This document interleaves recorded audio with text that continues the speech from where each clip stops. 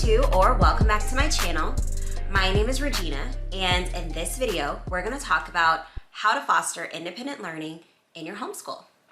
So as you know, homeschooling can be very, very labor intensive. It can require hours of you focusing, sitting with your children, focusing on them learning. And of course, that is what we've signed up for as homeschoolers, right? Like helping our children learn, being their primary teachers and making sure that they get the education that they need and that they deserve. Well, if you are homeschooling multiple children, like me, I have 3 that I'm homeschooling at the same time, or if you're trying to do something else while you homeschool, maybe you work full-time. Not everyone has the benefit of being able to be a stay-at-home parent. So maybe you work full-time, or maybe you work part-time, or you just have a lot of household chores and things like that to do. Then you might be looking for ways that your children can do some of their learning without you being the person providing that primary instruction. And so that's what this video aims to do. I know for me, I have 3 children that I'm homeschooling right now. I have a kindergartner, I have a 4th/5th grader, a 5th grader, and I have a 2nd grader. And so they have very different needs as far as their curriculum, their instruction goes. And so homeschooling all 3 of them at the same time is, could be quite a bit of a challenge. And then not to mention, like we have a whole house to take care of. We have a rather large vegetable and fruit garden that is a passion of mine. So that requires a lot of work. And then just, doing other things like pursuing this hobby of creating content for YouTube and sharing this experience with others, plus other things that we have going on. So it can just be very time consuming. And that was why when I planned out our homeschooling journey, when we first set out to homeschool, I wanted to make sure that I didn't have to do all of the instruction. Now, I do have a background as a teacher. I taught 5 years elementary school. I taught 3rd, 4th, and 5th grade. So I do have that background. And I know that the role of a teacher is to ensure that the students learn. Sometimes that is being the primary person providing that instruction, that sage on the stage, right? Like, I have the information, I'm imparting it to the students. But sometimes that instruction can look like the teacher being the guide on the side. And no, I did not come up with these phrases. They've been in lots of literature I've read about blended learning. So sometimes that is the teacher being the guide on the side. And I wanted to see how I could set up homeschool so that I am spending some of my time as the sage on the stage, but also quite a bit as that guide on the side, providing support, fostering that situation so that students encounter learning, but not necessarily being the one who is giving all of the information. So if you are looking for a way to foster more independent learning in your homeschool so that you are able to spend some of your time doing other things like working, like taking care of the house, doing household chores, pursuing certain hobbies or interests, or just helping them to become more independent learners early on, then listen up to these tips.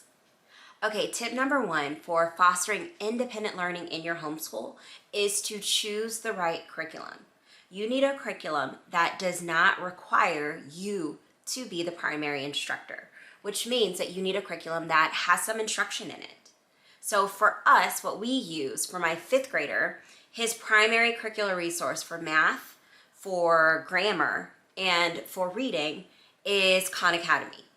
And so if you're familiar with Khan Academy, you probably are. It's a free resource created by Sal Khan, and it's videos and practice questions, but they teach for math very deep into the different concepts, also for reading, also grammar. So that provides the instruction. They actually explain the concept. They provide practice problems for a lot of the stuff. So that is his primary resource. Now for my 2nd grader, her primary curricular resource is Reading Eggs and Math Seeds for reading and math. So those are the subjects where she does a lot more of her independent work. So that is another program. It's an online program, and it's Reading Express, actually. It's like the secondary part of Reading Eggs and Math Seeds. So it essentially provides instruction through lessons and activities, very, very interactive, very engaging. She loves using those programs, but it provides instruction on those very specific concepts. So I don't have to teach her, hey, these are the different geometric figures, this is what a parallelogram is, etc., because she's getting that in the program. And I pair that with the printable worksheets that come with it for her to get additional practice. But that way she's able to learn independently in those subjects. Now there is a lot of background planning that I'll do that I'll talk about in a minute, but I chose curricular resources that are going to allow her to work and learn independently where I don't have to impart all the instruction. Now for my kindergartner, obviously it's not as simple because I need to provide a lot of her instruction. I'm teaching her to read right now, and that's something that I can do. But she does use other programs too to supplement that. So I'm teaching her to read. I use Hooked on Phonics, the books. And so I do sit with her and spend a significant amount of time, teaching her and us walking through these books together and reading together. But then she does additional practice in the online program Reading Eggs. And she also, for math, the primary instruction comes from the Math Seeds program. So she gets math from that, but I also spend quite a bit of time with her going through and doing practice and making sure that she's getting it. So of course the younger kids are, most likely the more time you'll have to spend with them, but you can still add some independent learning elements in there where they're learning how to practice, learning how to do things without you necessarily being the person having to stand over them and give them all the information. So step one, find curricular resources that don't require you to do all of the instruction. Now, I will say there are subjects I haven't talked about yet, right? Like science, social studies, those two subjects, I am a big part of those. We actually do those together. My second grader and my fifth grader, my kindergartner if she wants to. So those are ones where I have to be the primary instructor.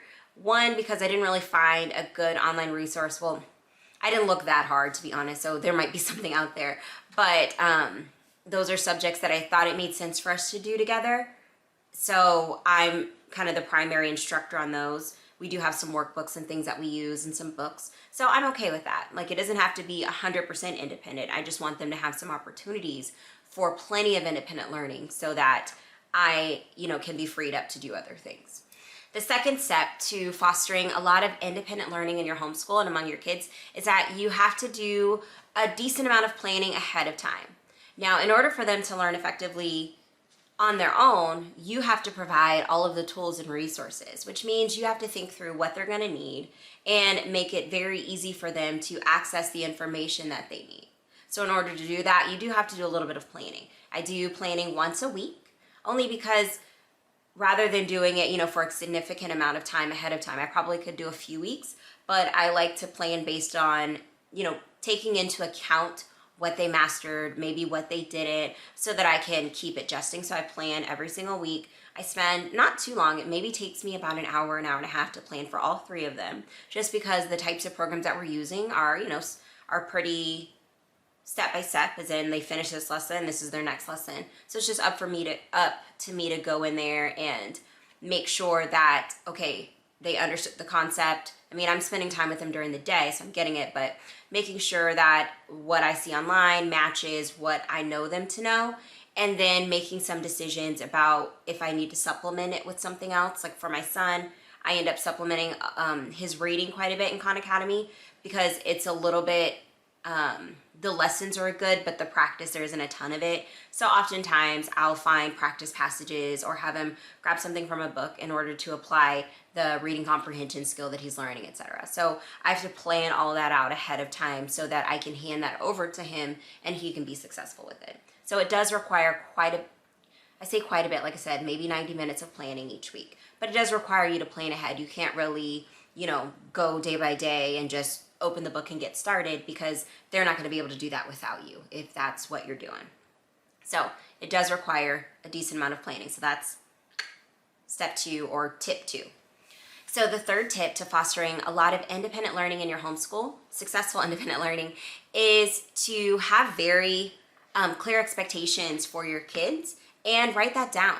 So for my kids, they have to-do lists or like assignment lists that I create for them every single week as a part of my planning process. I actually create them and print them out, and I list out everything they are to do each day in math and reading and writing, any of those subjects. Science and social studies, I don't necessarily include them because I'm gonna be with them as they do those things. but the independent work is all listed out. They have a checklist, you know, so I'll actually put that up on the screen for you guys, probably right about here, so that you can see what that looks like for my son and my daughter.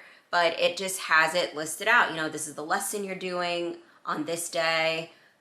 This is the work you're doing. If there's any sort of worksheets or any printables, I print those out ahead of time. For my daughter, I actually give her, you know, the list, and it usually comes out to be 1 or 2 pages, her checklist, because it's day by day. We do 4 days of homeschool each week, so Tuesday through Friday. So I have it all listed out, and then if there's any printables, then for her, I print all of those out at the beginning of the week, and I paper clip them together and put a Post-it on each stack. That's Monday, Tuesday, Wednesday, or Tuesday, Wednesday, Thursday, Friday. And then her assignment list, checklist on top. So hers is just very organized for her. She has a little binder. I put it in the folder in the binder. And as she finishes stuff, she moves it to the other side. So each day, as I'm doing other things, if I'm not sitting with them, then every so often I come and check. And if she's finished something, I go ahead and just check it right then. And that way, if there's anything needs to be corrected or any misconceptions, we can talk through them right then. But I organize that so she knows, you know, at the beginning of the week on Tuesday when she gets started, she knows exactly where to go, exactly what to do. It's all laid out for her. And at this point, it's a routine because so many things are repetitive, like the silent reading, you know, that's the beginning of the day, so she knows that. But for her, you know, she enjoys finishing something and then she checks it off and then she goes to the next thing. And so even at 7 years old, she's able to work independently through all of her reading and her math and her spelling each day. For my son, I do it similarly. He has his very specific checklist Tuesday through Friday. And for him, I don't separate it like his assignments. If there's anything printed, I do not separate it by the day because he's old enough where he can just match it up with what it says. I guess technically my daughter could too, but I figured I'd ease her into that. So for him, it's just the list and a stack of anything that is printable that he needs to do, paper clip together and put into his binder. And so he's set there. Everything is planned. He has his clear expectations of what he is to do each day, including enrichment. I have that listed too because they're both doing piano and they have certain things to practice, and then they're both doing coding and typing. So that's listed too so that they can check it off, that they've done everything. And that way, once they're done with all of their work each day, they know that they're free to, they often have some sort of chore to do, but then after that, they're free to, you know, if he wants to play Minecraft, he can play Minecraft. If she wants to play on her tablet or go, you know, if they want to go play upstairs with their toys, they're free to do that once they've done all that work. So I make those expectations very clear, and they know what's expected of them, and they know that they get to do the things they want to do after. And so it hasn't been an issue. So the fourth tip to fostering successful independent learning in your homeschool is to make sure that you have some routines in place. Like I mentioned when I was talking about the checklist, that they know it's in their binder, but they also know what to do with the work when they're finished with it. They know what to do if they need help. Generally, if I'm, you know, wandering around, which I generally am because we're all downstairs together, even if I'm working on something else, then if they need help, they, you know, either can come find me and I'll help them then, or if I'm busy, then they just set it aside and move on to something else. So, and when they finish work, they know to set it aside and I'll come check it eventually. So we have some kind of routines in place where they know what to do if they need help. They know where to put their work when they're finished. They know what they can do when they're done. So we have those routines in place that just empower them to do what needs to be done. They also know that if they get stuck on something, then there's certain things they know how to look up on Google if they need help. So I've kind of empowered them with the tools that they need to be successful, and they know what to do when, you know, an issue comes up. And so that's another way that we foster independence, because they're starting to learn how to solve their own problems. So the fifth tip to fostering independent learning in your homeschool is keeping your materials organized. Like, kids need to know where things are. They have to come to you every time they need a pencil or a crayon or a marker or a piece of paper, or they can't find their worksheet, then that's not going to be a whole lot of independent work. You're not going to be able to go do anything else or work or do other chores if they need you every 5 minutes. Maybe they can do the work on their own, but they can't access the materials they need. So for us, we have, you know, we don't have a homeschool room. We kind of, our whole essentially downstairs living areas are the homeschool room. But I do have a very specific like dresser, actually it was a TV stand, that we keep all of our supplies in. They all have bins with like their crayons, their markers. Since there's 3 of them, they each have their own. Their crayons, their markers, their scissors. We have a pencil sharpener in the office so they know where that is. We have 2, you know, pencil things that we keep pens and markers and, you know, dry erase markers and pencils in, and they know where books and stuff are. So they know where things are, and if they need something to do their work, they 99 out of 100 times know where to get it. So having our materials organized, me giving them all their worksheets and stuff ahead of time, and then them knowing where to find materials and books and anything that they might need, just makes it a lot easier for them to be independent. And I would say the 6th tip to offering or to promoting successful independent learning in your homeschool is to just be very supportive and encouraging. My like phrase that I tell my daughters and my son all the time is, okay, but you can do hard things. When my son gets frustrated oftentimes when it's something that is a little bit hard for him, just because he's used to schoolwork being easy. One of the reasons that we're homeschooling is that it was not effectively challenging for him, and I knew he could do more. So now when something is challenging, sometimes he gets a little frustrated. And I always say, you know what, you can do hard things. Yes, this is hard, but that's how you know you're learning something new. You can do hard things, you can do this. And I say the same thing to my daughters when they get frustrated, especially my youngest, she's 4. But we're, you know, going through as if she's a kindergartner. She'll be 5 in January. But she sometimes gets frustrated when we're reading new words, or if she just doesn't feel like doing it. And it's like, okay, it's okay, Rhea, but like, you can do things that are hard. You can do hard things. And that is one of the ways that I encourage them. It's just like, things can be hard. That doesn't mean that's bad, but you're somebody who can do those hard things. And other phrases like that to me are just something that helps to empower them. It teaches them that they are capable of doing things. They're capable of doing things on their own. They're capable of learning. Just because something's hard now doesn't mean it always will be. But providing encouragement and support to your kids is so important to helping them to feel like they're capable of learning independently and figuring things out on their own. I love supporting my kids. Like I said, I was a teacher, so you know, the math and stuff my son is doing, I did higher level math at college. Like, I'm able to help him, and I do sometimes. You know, he might get stuck. Not every time he watches a video on Khan Academy it makes perfect sense to him, but I love to push him to figure it out. You know, to think about, okay, this is the information you have. How can I figure out how to do this? Because that's a life skill in my opinion. And it's up to me as a parent to not always give them the answer, but to provide these situations such that they can figure out the answer on their own. And that builds their confidence in life that they can do things and that they can figure things out. So that's my last tip for fostering independent learning in your homeschool, is just to be a support and be an encourager of your kids as much as you can. So thank you for tuning into my channel. Thank you for watching this video to the end.